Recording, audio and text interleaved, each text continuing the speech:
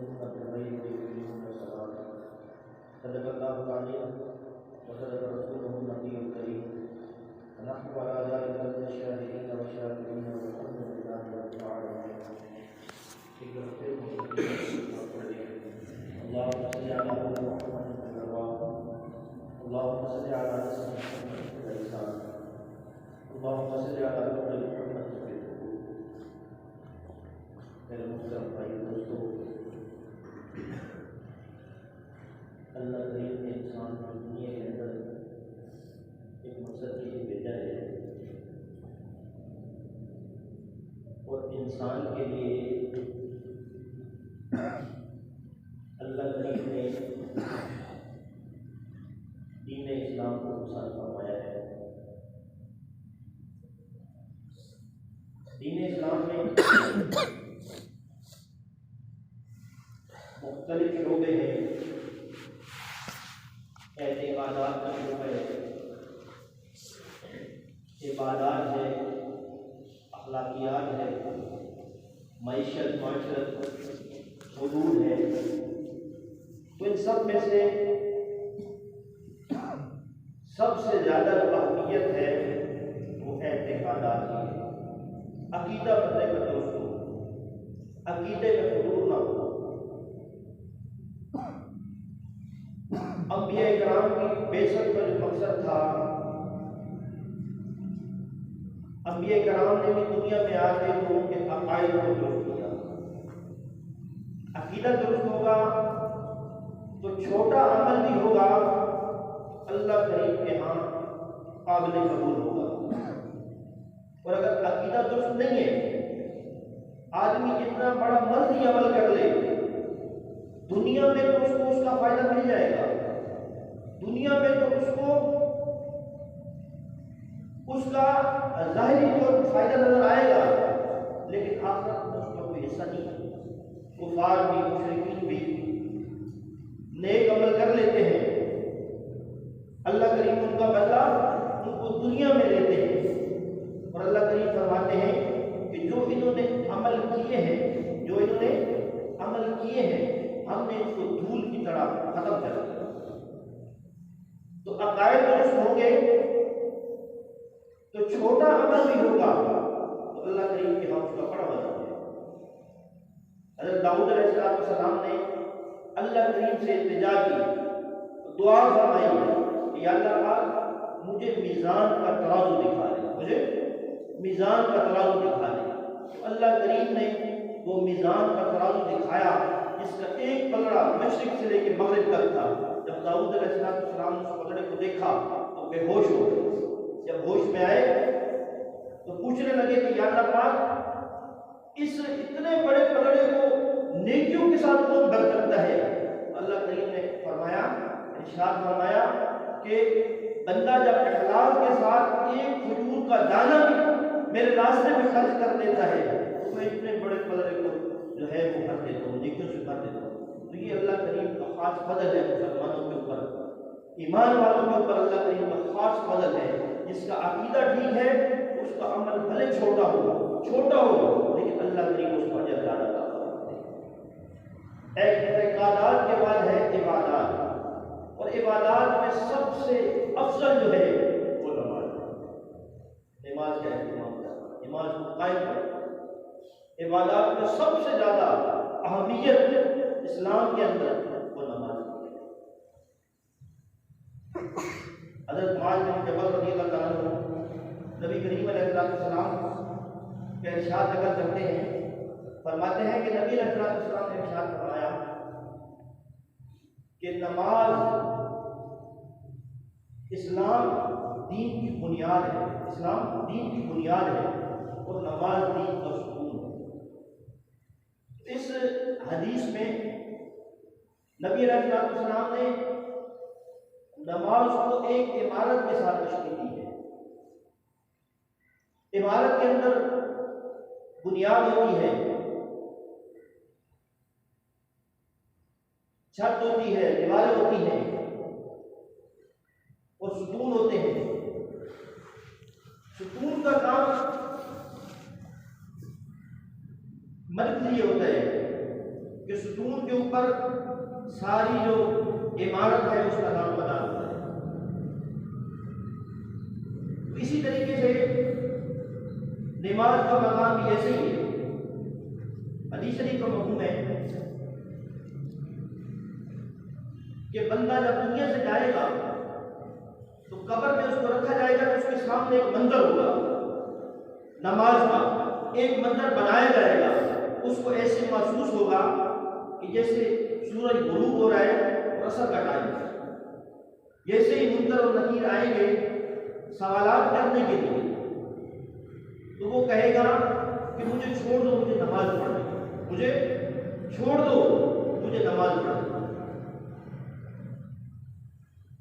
تو فرشتے سمجھ جائیں گے کہ اس کا باقی دین بھی ٹھیک ہے، پورے دین کا قیاس نماز کے اوپر کیا جائے گا۔ اور قیامت کے دن بھی اللہ کریم سب سے پہلے نماز کا حساب ہوگا۔ جس کی نماز ٹھیک ہوئی اس کے باقی اعمال بھی ٹھیک ہوئے، اور جس کی نماز میں خضوع ہوا اس کے باقی اعمال ہوئے۔ اور نماز کی بڑی اہمیت ہے، نماز مومن کی معراج ہے، اور یہ معراج کا موقع ہے۔ دیکھیں باقی بھی اعمال ہیں، روزہ ہے، حج ہے، زکوٰۃ ہے، باقی بھی احکامات ہیں۔ باقی احکامات اللہ کریم نے جبرائیل علیہ السلام کے ذریعے بھیجے، لیکن جب نماز کی باری آئی اللہ کریم نے نبی علیہ السلام کو عرش پہ بلایا، معراج کا پھر یہ تحفہ تھا۔ یہ نماز کی اہمیت کی دلیل ہے، یہ نماز کی اہمیت کی دلیل ہے۔ اور نماز باقی سارے اعمال جتنے بھی ہیں اس میں اگر دیر ہو جائے، مثال کے طور پہ روزہ قضا ہو گیا، نہیں رکھ سکتا، بیماری کی وجہ سے، سفر کی وجہ سے، مطلب بعد میں رکھ سکتا ہے، اجازت ہے۔ حج ہے، اس سال نہیں کیا، اگلے سال کر سکتا ہے۔ زکوٰۃ کا دن آ گیا، ایک دن لیٹ ہو گیا، 2 دن لیٹ ہو گیا، اگلے دن بدل دے سکتا ہے۔ لیکن نماز کے لیے فرمایا کہ نماز کو وقت پہ ادا کرو۔ اور مومنین کی اللہ پاک نے سورۃ بقرہ میں جو نشانیاں بتائی ہیں اس میں اللہ کریم نے یہی فرمایا ہے کہ ایمان بالغیب لاتے ہیں اور نماز پڑھتے ہیں۔ اور مجرمین کے جہاں پہ اللہ پاک نے تذکرہ کیا وہاں پہ بھی اللہ کریم نے فرمایا کہ یہ نہ ایمان لائے نہ انہوں نے نماز پڑھی۔ مجرمین کے جہاں پہ تذکرہ ہوا وہاں پہ بھی اللہ کریم نے یہ ارشاد فرمایا نہ انہوں نے ایمان لایا، نہ یہ ایمان لے کے آئے اور نہ انہوں نے نماز پڑھی۔ تو یہ نماز کی اہمیت اور نماز بہت ضروری ہے۔ روایات میں آتا ہے کہ جو آدمی 5 نمازیں قضا کر دے، 5 دفعہ نماز نہ پڑھے، اللہ کو منادی کا اعلان کرے کہ نماز پڑھو، اور آدمی سستی کرے، نماز نہ پڑھے، وہ اللہ کریم سے دور ہو جاتا ہے، دور ہو جاتا ہے، دور ہو، یہاں تک کہ وہ کفر میں چلا جاتا ہے۔ کیونکہ کفر اور ایمان کے درمیان فرق کرنے والی چیز وہ نماز ہے۔ کفر اور اسلام کے درمیان میں فرق کرنے والی چیز وہ نماز ہے۔ تو نماز کا اہتمام، اور نماز کے اہتمام کے بارے میں آپ اندازہ کریں کہ چھوٹا بچہ ہے جب پیدا ہوتا ہے اس کے ایک کان میں اذان دی جاتی ہے، ایک میں اقامت۔ بعض لوگ کہتے ہیں کہ مقصد یہ ہے کہ اللہ کریم کا نام پہنچایا جائے، بچے کے کان میں اللہ کریم کا نام پہنچایا جائے، لیکن یہ بات اتنی معقول نہیں ہے، کیونکہ اللہ کریم کا نام پہنچانا مقصود ہوتا تو صرف اللہ اللہ کہہ دیا جاتا تو اللہ کا نام پہنچ جاتا۔ باقاعدہ طور پہ اذان دینا اور اقامت دینا یہ اس لیے ہے کہ بچے کو پتہ ہو کہ میں نے دنیا میں جا کے نماز کا اہتمام کرنا ہے، نماز پڑھنی ہے۔ حضرت عیسیٰ علیہ السلام کی جب ولادت ہوئی تو اماں مریم صلی اللہ علیہ ان کو لے کے جب بستی کی طرف آئی تو بستی والے سارے باہر آئے اور اماں مریم کو تان و تشبیہ کرنے لگی کہ اے ہارون کی بہن، یہ تم نے کیا کیا؟ تمہاری ماں بھی پاک دامنہ تھی، تمہارا باپ بھی اچھا تھا، یہ تم نے کیا کیا؟ تو اماں مریم نے حضرت عیسیٰ علیہ السلام کی طرف اشارہ کیا۔ حضرت عیسیٰ علیہ السلام وہ لوگ کہنے لگے ایک دن کا بچہ کہاں بولتا ہے، ایک دن کا بچہ کیسے بولے گا؟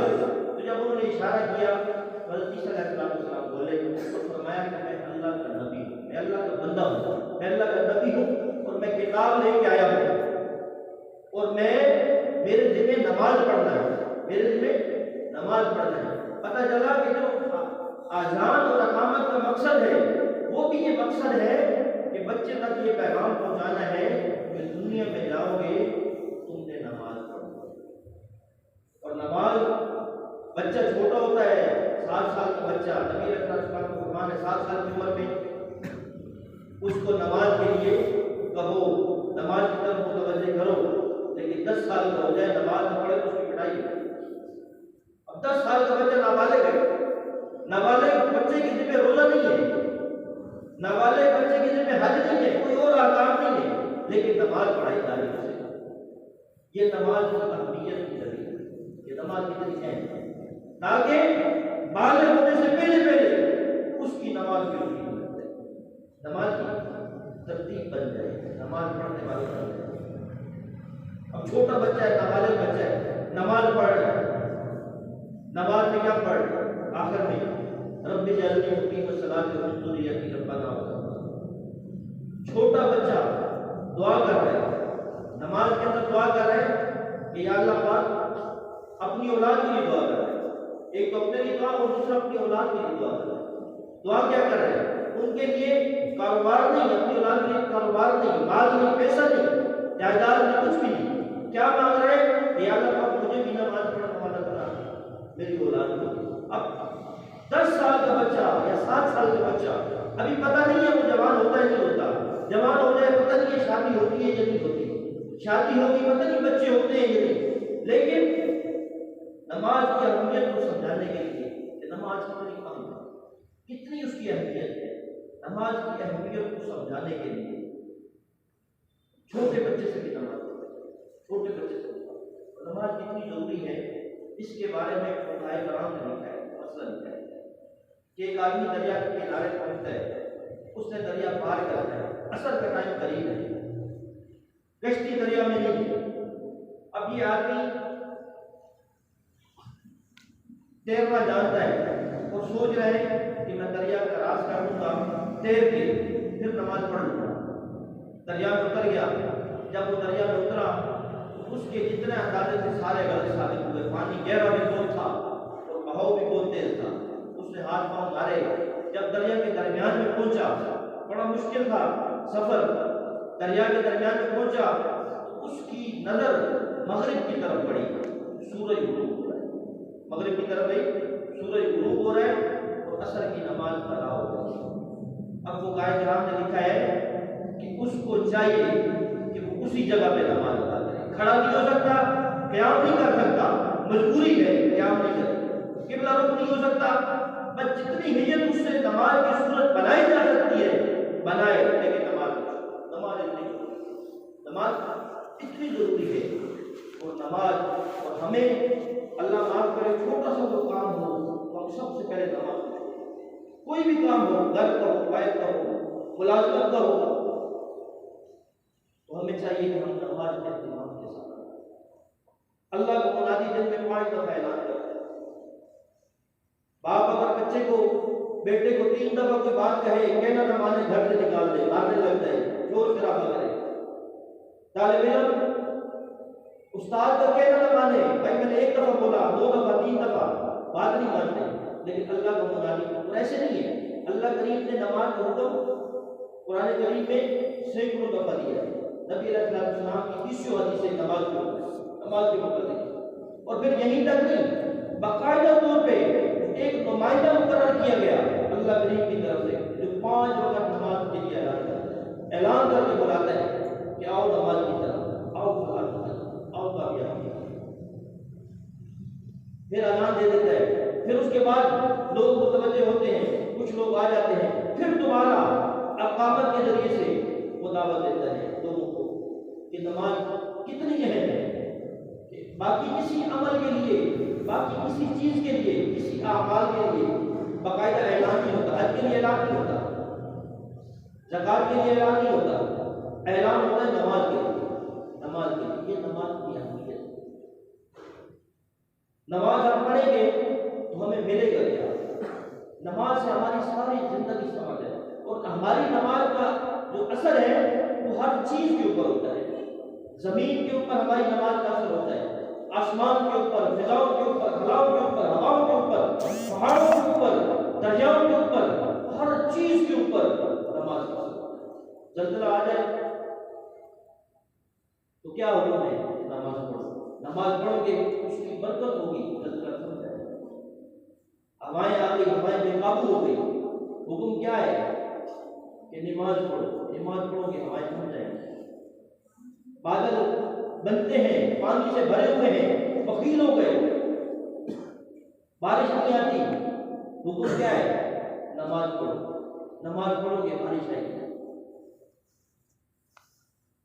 چاند اور سورج گرہن ہو گیا تو حکم کیا ہے کہ نماز پڑھو۔ تو یہ نماز کی اہمیت ہے، نماز کا اثر ہر چیز کے اوپر پڑتا ہے، ہماری معیشت کے اوپر نماز کا اثر پڑتا ہے۔ حضرت عیسیٰ علیہ السلام کسی علاقے میں گئے، علاقے میں سبزہ تھا، شاداب تھا، درخت جو تھے باغات پھلوں سے لدے ہوئے تھے، جانور چراگاہوں میں چل رہے تھے، بچے کھیل رہے تھے۔ عیسیٰ علیہ السلام دیکھا ہو بہت خوش ہوئے، کچھ عرصے کے بعد دوبارہ اس بستی میں گئے، دوبارہ اس علاقے میں گئے، وہ سارے جو باغات سے ویران ہو چکے تھے، کھیتیاں خشک ہو چکی تھی، پہاڑ خشک ہو چکے تھے، جانوروں کے تھنوں میں دودھ خشک ہو گیا تھا۔ حضرت عیسیٰ علیہ السلام اللہ کریم سے جب بات ہوئی، ہم کلام بات کی انہوں نے، تو پوچھا یا اللہ پاک یہ کیا ماجرا ہے؟ کچھ عرصہ پہلے میں آیا تھا کہ یہاں پہ بہت سرسبز تھی جگہ، بہت شاداب اور بہت یہاں پہ سرسبز علاقہ تھا، تو بتایا گیا کہ ان لوگوں نے نماز پڑھنی شروع کی، ان لوگوں نے نماز پڑھنی شروع کی، اور نماز کا ہماری معیشت کے اوپر بھی بہت زبردست اثر پڑا۔ نماز کا ہماری معیشت، اور جس کی نماز درست ہو گئی اس کا باقی سارا دین درست ہو گیا، باقی سارے دین درست ہو گیا، سیدھا ہو گیا۔ نماز کا اوپر سارے دین کا خیال ہے۔ نماز کے لیے ہم جاتے ہیں، نماز پڑھتے ہیں، تو نماز میں ہمارے لیے بہت بڑے بڑے سبق ہیں، نماز کے اندر ہمارے لیے بہت بڑے بڑے سبق ہیں۔ لیکن نماز دعوت و تبلیغ کا ایک جھلک اس میں نظر آتی ہے کہ ہم اذان دیتے ہیں، اقامت کہتے ہیں، تو یہ دعوت و تبلیغ کا کام ہے، دعوت و تبلیغ کا کام ہے۔ لسانی ذکر ہم کرتے ہیں، زبان کے ساتھ ہم جو ذکر کرتے ہیں، زبان کا جو ذکر ہے وہ بھی نماز ہے۔ زبان کا ذکر، زبان کے ساتھ ہم جو بھی ذکر کرتے ہیں، اللہ کی تسبیح بیان کرتے ہیں، ہم جو ثنا بیان کرتے ہیں، وہ سارے اذکار حاصل کرتے ہیں، درود شریف پڑھتے ہیں، تلاوت کرتے ہیں، اس کی ایک جھلک نماز کے اندر موجود ہے۔ نماز کے اندر جب ہم نماز ادا کرتے ہیں تو سب سیدھی کرواتے ہیں، اور نبی علیہ السلام سب سیدھی کرواتے تھے اہتمام کے ساتھ، اہتمام کے ساتھ، تیر کی طرف سب سیدھی ہوئی، نہ کسی کی ایڑی پیچھے ہوتی تھی، نہ کسی کا سینہ اندر کی طرف ہوتا تھا، اہتمام کے ساتھ۔ آج ہم جب کہیں جاتے ہیں، بازار میں گاڑی پارک کرنی ہو تو ہم قطار، مسجد میں تو ہم سیدھی لائن کرتے ہیں، سب سیدھی کرتے ہیں، لیکن جب بازار میں جاتے ہیں، کسی پارکنگ میں یا کسی ایئرپورٹ پہ یا کسی ریلوے اسٹیشن پہ، تو وہاں پہ ہم سب سیدھی نہیں کرتے۔ اگر نماز میں ہم صرف سب سیدھی کر لیں اور ہمارے ترتیب بن جائے تو ہمارا معیشت معاشرت بھی اچھی ہو جائے گی ہماری۔ اور دوسرا یہ ہے کہ نماز صفائی ستھرائی کا درس دیتی ہے، نماز صفائی ستھرائی کا۔ ہم پیشاب بہانا کرتے ہیں، استنجا کرنے تو کافی تھا، لیکن نہیں، مکمل وضو کرنا ہے۔ شریعت کا حسن دیکھیں کہ مکمل وضو کرنا ہے، وضو کرنا ہے، وضو کر کے پھر نماز پڑھنا ہے۔ نماز کے اندر امیر کی اطاعت بھی ہے، امام مقرر ہو گیا، امام نے نماز پڑھانی ہے، جیسے امام صاحب نے پڑھانی ہے ویسے ہی ہم نے نماز پڑھانی ہے، امیر کی اطاعت کی نماز پڑھنا ہے۔ امام صاحب نے قرات لمبی کر دی، میں تھکا ہوا بیٹھ نہیں سکتا، کیوں؟ امام صاحب، امیر کی اطاعت ضروری ہے۔ جب تک امام صاحب اپنی جو سورت شروع کی ہے، یہ جو آیت شروع کی، جب تک مکمل نہیں کرے وہ نہیں بیٹھے گا، میں نہیں بیٹھوں گا، امیر کی اطاعت ضروری ہے۔ پھر نماز ہمیں حق گوئی سکھاتی ہے، امام بھول گئے، اس کی جگہ پہ بیٹھنا تھا، ہم نہیں بیٹھے، امام صاحب نہیں بیٹھے، تو ہمیں ضروری ہے، لازم ہے کہ ہم حق گوئی کریں، ہم بولیں اور امام صاحب کو بولیں کہ وہ کھڑے ہو جائیں، ان کو لقمہ دیں۔ پھر یہ ہے کہ امام صاحب اپنی غلطی کے باوجود نہیں بیٹھ گئے، پھر یہ نہیں کہ ہم دن میں آ جائیں اور دوسری جگہ گئے ہم بیٹھے رہیں، امام صاحب کھڑے رہیں، ایسا نہیں۔ پھر یہ ہے کہ ہم امام صاحب کی اطاعت کرتے ہوئے پھر کھڑے ہو جائیں۔ غلطی امام صاحب کی نہیں ہے، وہ اپنی غلطی خود سدھار لیں، ہمیں چاہیے کہ ہم پھر کھڑے ہو جائیں۔ تو ہم نماز ہر کوئی سکھاتا ہے۔ ایسے ہی ہمیں نماز جو ہے وہ تصوف اور سلوک کے جو بہت سی منازل ہیں وہ آسان ہو جاتی ہے ہمارے تصوف اور سلوک کی، ہم سارے ماشاءاللہ سالکین ہیں، سیکھنے والے ہیں، تو جس کی نماز بن جاتی ہے اس کو تصوف اور سلوک کا راستہ بھی آسان ہوتا ہے۔ تصوف اور سلوک میں چار مظاہرات ہیں، قلت طعام، قلت منام، قلت اختلاط فی الانام، قلت کلام۔ کھانا نہیں ہے، پینا نہیں ہے، سونا نہیں ہے، کسی سے گفتگو نہیں کرنی، تو یہ چار مشاہدے ہیں، یہ چار مشاہدے نماز کے اندر ہمیں ملتے ہیں۔ نہ کھانا ہے، نہ پینا ہے، نہ گفتگو کرنی ہے، نہ سونا ہے، نماز پڑھنی ہے، تو یہ چار مجاہدے ہمیں نماز کے اندر ملتے ہیں۔ اسی طریقے سے چار جو ہیں سیور ہیں، سیور اربع کے، ان سیور سے ہر سالکین گزرتا ہے۔ سیر فی اللہ، سیر فی اللہ، سیر فی اللہ اور سیر فی الاشیاء، یہ چار سیور ہیں، سیور اربع، اس سے تو یہ چاروں سیور جو ہیں وہ نماز کے اندر موجود ہیں۔ جب بندہ نماز کی طرف جاتا ہے تو یہ سیر فی اللہ ہے، سیر فی اللہ ہے، اور جب نماز میں ہوتا ہے تو یہ سیر فی اللہ، کیونکہ اللہ کی نماز پڑھنی ہے، اللہ کی حمد و ثنا بیان کرنی ہے، اللہ کی تصدیق بیان کرنی ہے، تو یہ دو مشہور سیور ہیں۔ اللہ کی طرف جانا اور دوسرا اللہ کریم کے حمد و ثنا بیان کرنا، اللہ کریم کی تعریف کرنا، قیام کرنا، سجدے کرنا، پھر اس کے بعد جب تشہد میں بیٹھتا ہے بندہ تو یہ سیر فی اللہ ہے، لوگوں کی طرف بھی ہوتا ہے۔ پھر سیر فی الاشیاء، جب سلام پھیرتا ہے، دونوں طرف سلام پھیرتا ہے تو لوگوں کو پیغام دیتا ہے کہ تم میری طرف سے، میرے ہاتھ سے، میری زبان سے تم معقول ہو۔ تو یہ چار سیور بھی نماز کے اندر موجود ہیں۔ سالکین کے لیے یہ سبق ہے نماز کے اندر، جس کی نماز بن گئی، جس کی نماز سیدھی ہو گئی، اس کو تصوف کے راستے میں چلنے میں بھی آتا ہے۔ حضرت عبد الخالق غیتوانی رحمۃ اللہ علیہ ہمارے سلسلے کے بہت بڑے بزرگ تھے، انہوں نے 7 اصطلاحات لکھی ہیں، 7 اصطلاحات، وہ 7 اصطلاحات بھی نماز کے اندر ہیں، جن میں سے ایک اصطلاح ہے سفر در بدن، سفر در بدن۔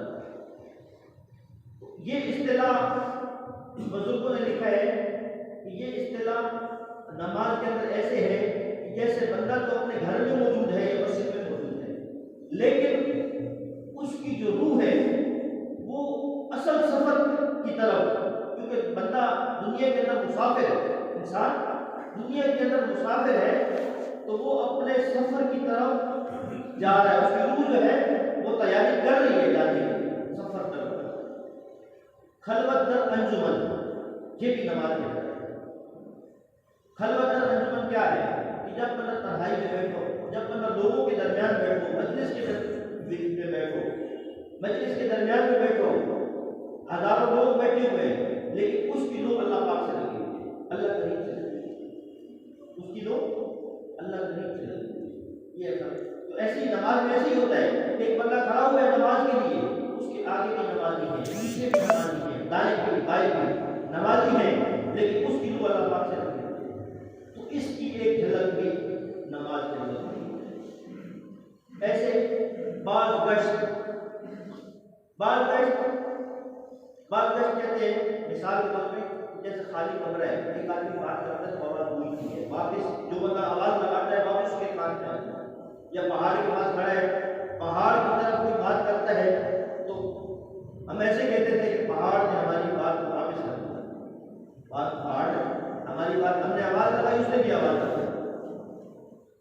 تو بعض لوگ اپنی تو جب ہم ذکر کرتے ہیں، نماز پڑھتے ہیں تو ہماری توجہ ایسے ہو کہ جیسے وہاں سے جواب آ رہا ہے. وہ جواب تو آتا ہے، وہ الگ بات ہے کہ ہمارے کان سن نہیں سکتے، ہمارے کان سن نہیں سکتے. نماز کے اندر ذکر بھی ہے، نماز کے اندر اللہ کریم کی یاد بھی ہے. اور اللہ پاک نے قرآن پاک میں فرمایا اقیم الصلاۃ لذکری، نماز قائم کرو میری یاد کے لیے. تو یہ اللہ کریم کی یاد ہے. نماز ہم نے شروع کی اللہ اکبر سے اور ختم کی السلام علیکم ورحمۃ اللہ. تو اللہ پاک کا ذکر، تسبیح بیان ہو کہ اللہ پاک کا ذکر، اذان شروع کی اللہ اکبر سے، لا الہ الا اللہ کا ختم تو اللہ پاک کا ذکر ہے. تو نماز کے اندر بندہ سالکین جو ہے وہ اپنا جو سفر ہے وہ آسانی سے، جس کی نماز پڑھ کے اس کا یہ سفر بھی آسان ہوتا ہے. تو نماز ضروری ہے. نماز ہم اپنی نماز کو خشوع اور خضوع کا خوف اور عاجزی کے ساتھ، نماز ایسی ہو کہ خوف بھی ہو اور عاجزی بھی ہو، خشوع اور خضوع والی نماز. جب نماز ایسی بن جائے گی پھر اللہ کریم سے فیصلے کرنا پڑتا ہے. نبی علیہ السلام جب نماز پڑھتے تھے تو ان کا سینہ ایسے پھولتا تھا جیسے ہڈی اگلتی ہے، ایسی آواز آتی. ایک روایت میں آتا ہے میں ایسی آواز آتی تھی جیسے چکی چلتی ہے. تو نماز پڑھنے والے اب نمازیں ہماری کیسے ہوگی؟ جب ہم اللہ والوں کی صحبت میں جائیں گے، ان کی صحبت میں جا کے بیٹھیں گے، ان کی صحبت میں جائیں گے وہ ہمیں نماز سکھائے. نماز کا حقیقت، ایک نماز کی صورت ہے اور ایک نماز کی حقیقت ہے. اللہ والے ہمیں حقیقت نماز ایسے نہیں اچھا، اللہ والے ہمیں حقیقت نماز سکھائیں. اللہ کریم کیسے برابر والا بنائے. اللہ کریم سب کی حفاظت فرمائے، بنیاد والی باتیں کرائیں.